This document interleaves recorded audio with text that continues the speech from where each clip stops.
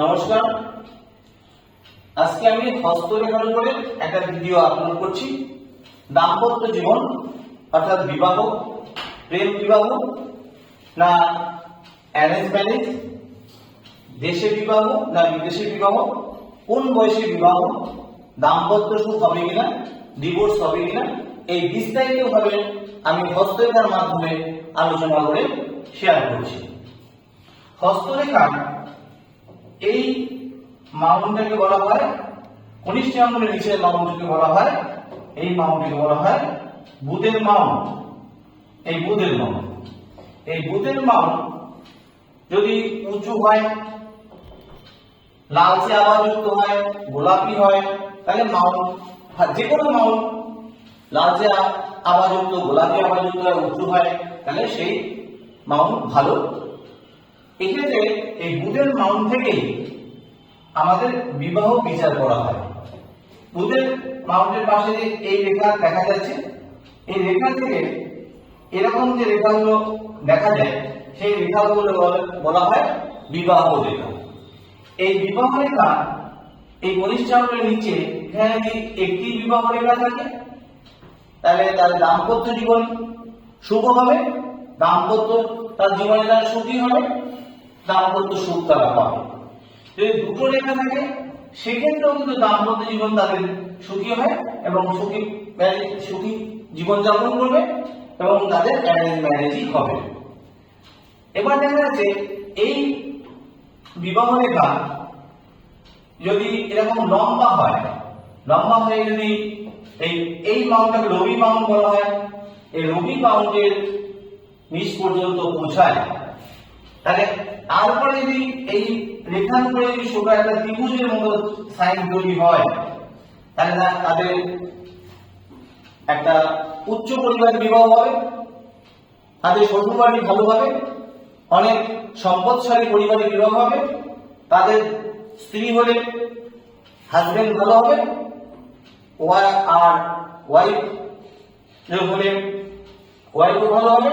অর্থাৎ জাতক জাতিদের যেই বিবাহ করুক না কেন, তাদের বিপরীত লিঙ্গ তাদের দেখতে সুন্দর হবে, দাম্পত্য সুখী হবে এবং তারা সম্মানীয় ব্যক্তি হবে, শ্বশুর বাড়ি পয়সাওয়ালা ঘরে বিবাহ হবে এবং শ্বশুর বাড়ি থেকে সাপোর্টও পাবে, অর্থাৎ তার দাম্পত্য সুখ হবে।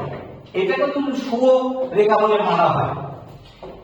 এরপরে দেখা যাচ্ছে এই রেখা যদি এখান থেকে এই রেখার এই পর্বতটাকে বলা হয় শুক্র পর্বত বা শুক্র মাউন্ট।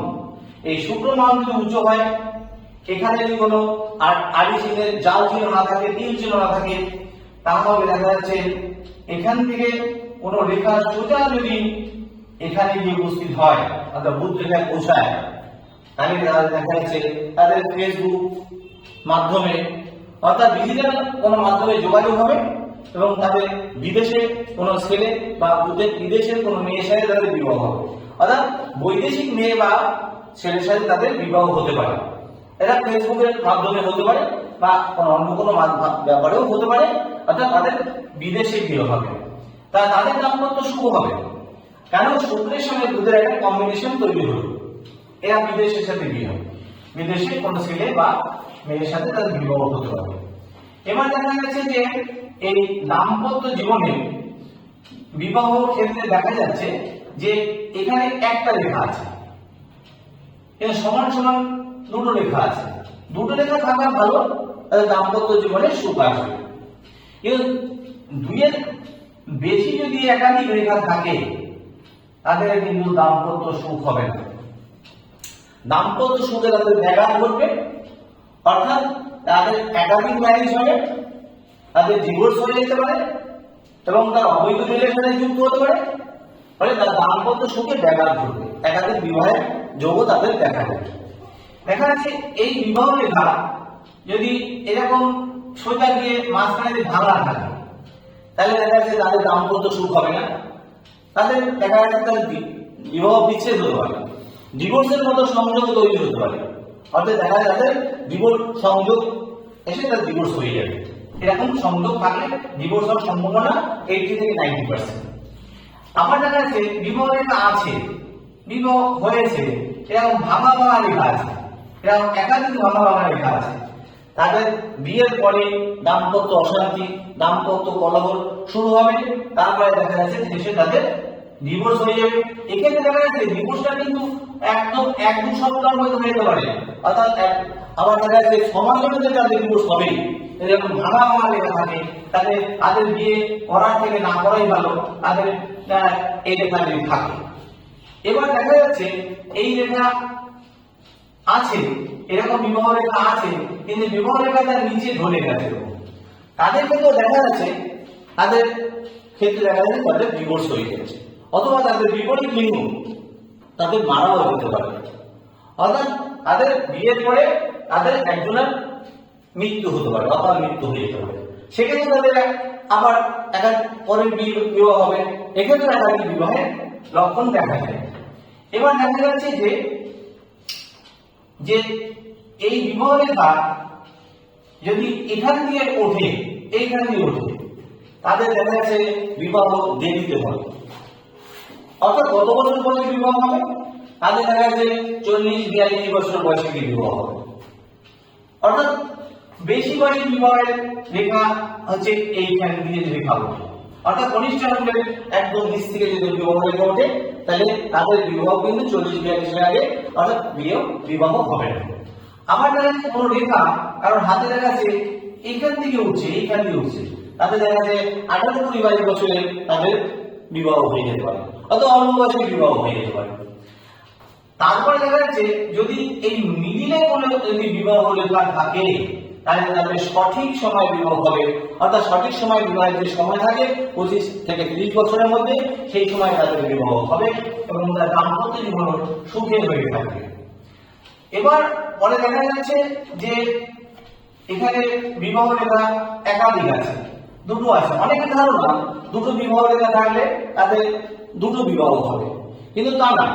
দুটো বিবাহ রেখা থাকলে তাদের দাম্পত্য জীবন প্যারালাল, অর্থাৎ সুন্দরভাবে দাম্পত্য জীবন, বিয়ে একটাই হবে কিন্তু দাম্পত্য জীবন সুখেই হবে।